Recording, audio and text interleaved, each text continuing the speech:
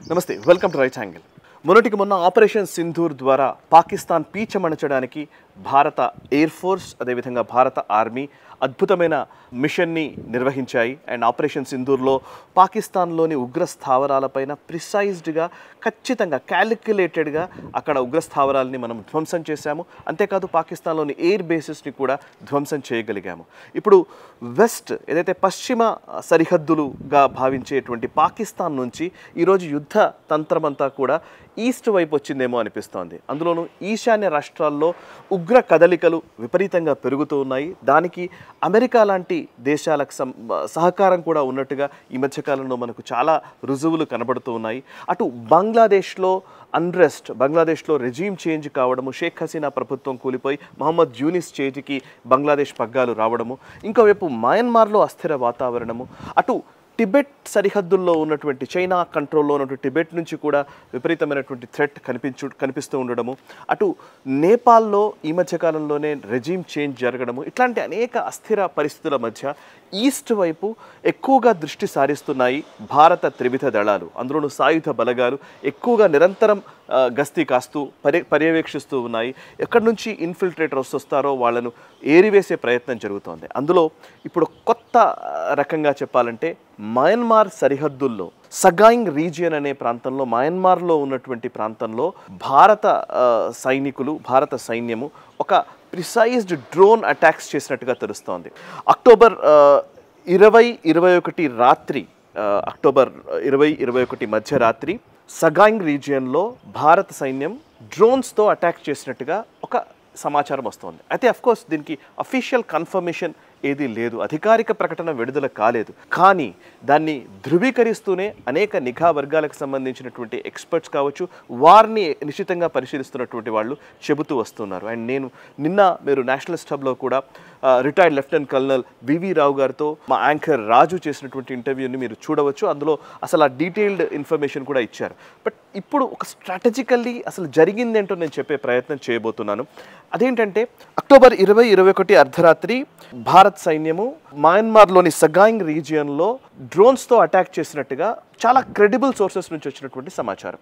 సరే, అఫీషియల్గా దీన్ని ఎందుకు భారత ప్రభుత్వం ధృవీకరించట్లేదు అని అంటే, ఇది మయన్మార్ ప్రభుత్వంతో లేదా భారత్కి ఉన్నటువంటి ఒప్పందాల నేపథ్యంలో క్రాస్ బార్డర్ అటాక్స్ అనేవి చేయడం అనేది ఆ దేశపు సార్వభౌమత్వానికి విఘాతం కలిగించినట్టు అవుతుంది. కాబట్టి దీన్ని అధికారికంగా ప్రకటించట్లేదు అనే విషయం తెలుస్తోంది. అండ్ ఈవెన్ మయన్మార్తో మనం చెప్పి కూడా ఈ అటాక్స్ చేసి ఉండవచ్చు అనే అభిప్రాయం కూడా వ్యక్తమవుతోంది. ఇప్పటికే అజిత్ దోవల్ గారికి మయన్మార్తో లేదా చుట్టుపక్కల ఉన్న ఇరుగు పొరుగు దేశాలతోటి NSA చాలా సత్సంబంధాలు నెరుపుతున్న మాట వాస్తవం. ఇక ఎందుకు ఇది జరిగింది, ఎవరిపైన దాడి చేశారు, డీటెయిల్స్లోకి వెళితే చాంగ్లాంగ్ జిల్లాలో మొన్న మధ్యనే అక్టోబర్ 18వ తేదీన మన ఆర్మీ బేస్ క్యాంప్ ఉంది. అక్కడ అస్సాం రైఫిల్స్కి సంబంధించినటువంటి బేస్ క్యాంప్ పైన NSCN-KYA అనే ఒక ఉగ్రవాద సంస్థ ఉగ్రవాదులు దాడి చేశారు. అందులో కొంతమందికి గాయాలయ్యాయి, కొంతమంది చనిపోయినట్టుగా కూడా తెలుస్తోంది. సో అస్సాం రైఫిల్స్ పోస్ట్ పైన ఈ ఉగ్రమూక దాడి చేసింది.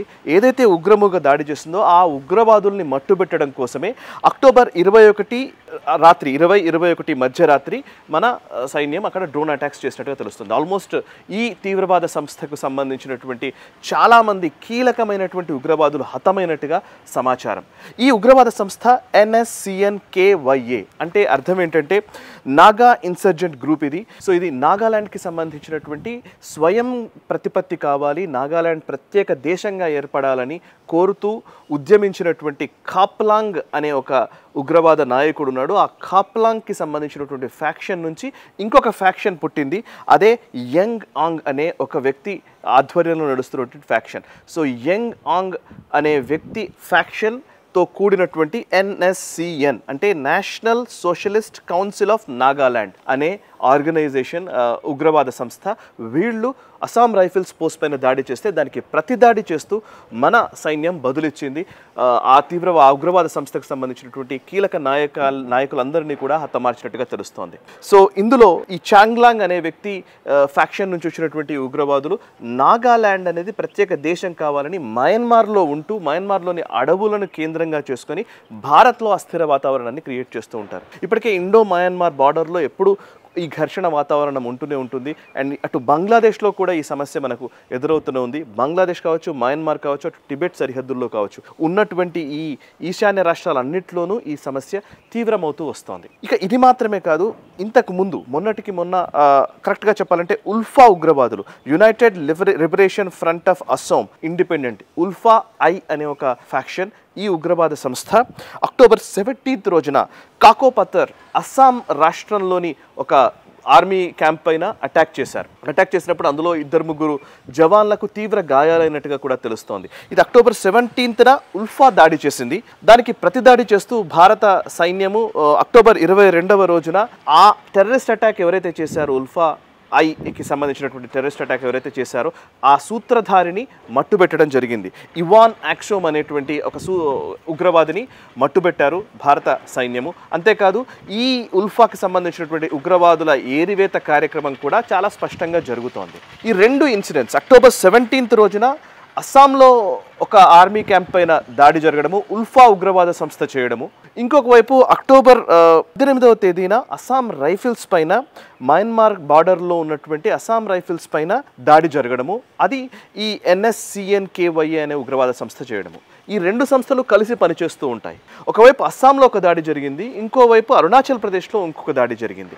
ఈ రెండిటికి లింక్ ఉందా అంటే ఖచ్చితంగా ఉందనే చెప్తున్నారు భారత వార్ ఎక్స్పర్ట్స్ లేదా ఈ భద్రతా విభాగానికి సంబంధించినటువంటి నిష్ణాతులు. ఇదంతా కూడా ఒక కోఆర్డినేటెడ్గా జరుగుతున్నటువంటి చర్యలు అనేదే వాళ్ళు అనుమానిస్తూ ఉన్నారు. మీకు ఇంతకుముందు నేను ఒక వీడియో చేశాను, ఈశాన్య రాష్ట్రాల్లో అమెరికాకు సంబంధించినటువంటి ఏజెంట్స్ ముఖ్యంగా చర్చ్ డ్రివెన్, అంటే చర్చ్ని బేస్ చేసుకుని పాస్టర్ల పేరుతోటి, క్రైస్తవ మత వ్యాప్తి పేరుతోటి ఈశాన్య రాష్ట్రాలను టార్గెట్గా చేసుకుని ఒక ప్రయత్నం జరుగుతోంది అని.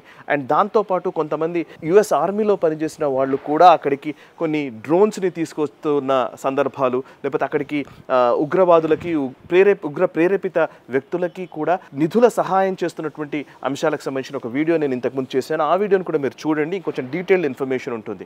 సో బట్ ఈ ఈశాన్య రాష్ట్రాల్లో అమెరికాకు సంబంధించినటువంటి కదలికలు ఉన్నాయని చెబుతున్న సందర్భంలోనే ఆగస్ట్ 28వ తేదీన ఇదే ఈశాన్య రాష్ట్రాల్లో ఒక మణిపూర్లో ఒక దాడి ఒక రకంగా చెప్పాలంటే సర్చ్ ఆపరేషన్ చేశారు.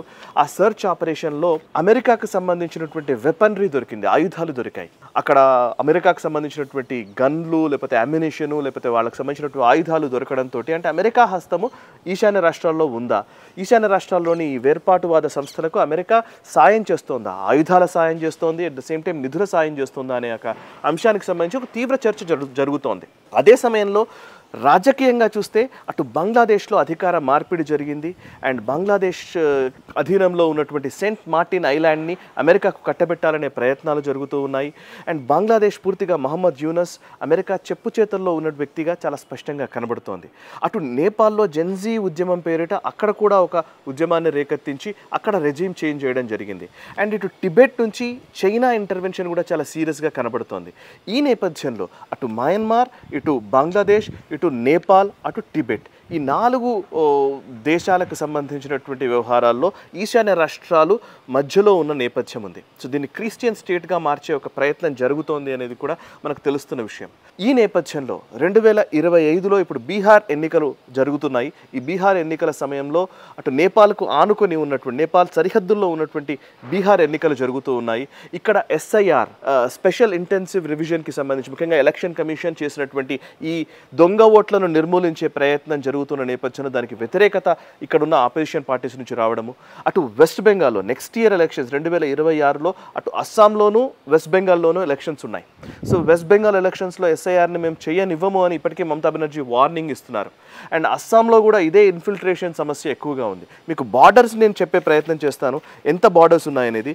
ఇండియాకి మయన్మార్కి మధ్య సరిహద్దులు సుమారు 1643 కిలోమీటర్ల సరిహద్దు ఉంది. అందులో అరుణాచల్ ప్రదేశ్కి మయన్మార్కి మధ్య 520 కిలోమీటర్ల సరిహద్దు ఉంటే, మా నాగాలాండ్కి మయన్మార్కి మధ్య 215 కిలోమీటర్లు, మణిపూర్కి మయన్మార్కి మధ్య 398 కిలోమీటర్లు, మిజోరాంకి మయన్మార్కి మధ్య 510 కిలోమీటర్ల సరిహద్దు ఉంది. సో మయన్మార్ నుంచి ఏ క్షణంలో ఎట్లా అయినా సరే ఇన్ఫిల్ట్రేషన్ జరగడానికి అవకాశం ఎక్కువగా ఉంది. అంటే అందరికి పెద్దగా అక్కడ పర్ఫెక్ట్గా చెప్పాలంటే సరిహద్దుల్లో ఫెన్సింగ్ అనేది సరిగ్గా లేదు కాబట్టి అక్కడి నుంచి అక్కడికి రాకపోకలు సజావుగా సాగుతుంటాయి కాబట్టి ఈ ఉగ్రవాదుల కదలికలు సహజంగానే పెరుగుతూ ఉంటాయి. ఇక బంగ్లాదేశ్తో మన సరిహద్దు ప్రాంతాల్లో ముఖ్యంగా వెస్ట్ బెంగాల్, పశ్చిమ బెంగాల్ రాష్ట్రమే 2217 కిలోమీటర్ల సరిహద్దును పంచుకుంటోంది. అటు అస్సాం 263 కిలోమీటర్లు, మేఘాలయ 443 కిలోమీటర్లు, త్రిపుర 556 కిలోమీటర్లు. మొత్తంగా బంగ్లాదేశ్తో భారత సరిహద్దు 4096 కిలోమీటర్లు ఉంది.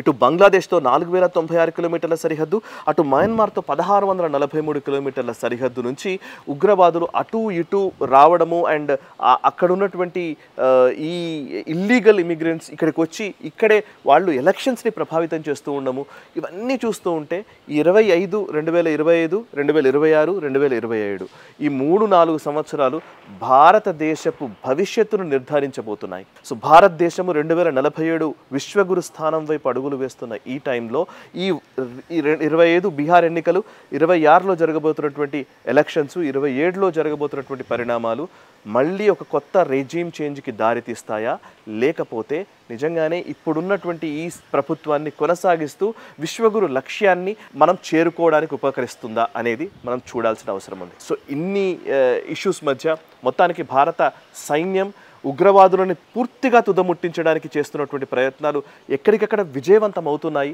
అవ్వాలనే మనం కోరుకుందాము. ఎక్కడో ఒక చోట జరిగేటువంటి వాళ్ళ దాడుల్లో, ఉగ్రవాదుల దాడుల్లో, ఉగ్రవాద ప్రేరేపిత సంస్థల దాడుల్లో రాజకీయంగా, సామాజికంగా, సాంస్కృతికంగా భారత ప్రభుత్వానికి లేదా భారత దళాలకి, సైన్యానికి ఎటువంటి హాని జరగకూడదని మనం కోరుకోవాల్సిన సందర్భం ఇది. సో ఈ డీటెయిల్స్ అన్నీ నేను చెప్పింది ఎందుకనంటే తెలుగు ప్రసార మాధ్యమాలు అసలు చెప్పవు. సో నేను ఈ డీటెయిల్డ్ ఇన్ఫర్మేషన్ని మేము ముందుంచడం వల్ల కొంచెం అప్రమత్తం అవ్వాల్సిన అవసరం ఉంది. జాతీయవాదులందరూ కూడా ఈరోజు ఉన్నటువంటి జాతీయవాద ప్రభుత్వపు పనుల్ని తెలుసుకొని ఆ పనుల్ని కాపాడుకునే విధంగా, అంటే ఈ ప్రక్రియ కొనసాగే విధంగా మనందరం చైతన్యవంతులం కావాల్సిన అవసరం ఉంది. అందుకే ఈ వీడియో ద్వారా మేము ముందుకు వచ్చాను. ఈ వీడియోని 10 మందికి షేర్ చేసి ఈ జాతీయవాద పరంపరను కొనసాగించే ప్రయత్నం చేయండి. అండ్ ఈ వీడియోని లైక్ చేయండి, 10 మందికి షేర్ చేయండి, కమెంట్స్ ద్వారా మీ అభిప్రాయాలు మాతో పంచుకోండి. మనసా వాచా కర్మణ, దేశహితం కోసం నేషనలిస్ట్ హబ్. ఈ వీడియో మీకు నచ్చినట్టయితే లైక్ చేయండి, 10 మందికి షేర్ చేయండి, అలాగే కామెంట్ల రూపంలో మీ అభిప్రాయాలను మాతో పంచుకోండి. Nationalist hub group of channels ను సబ్స్క్రైబ్ చేసుకుని తెలుగునాట జాతీయవాద జర్నలిజాన్ని ప్రోత్సహించండి. ఈ వీడియో కింద ఉన్న బెల్ ఐకాన్ పై క్లిక్ చేయడం మర్చిపోవద్దు.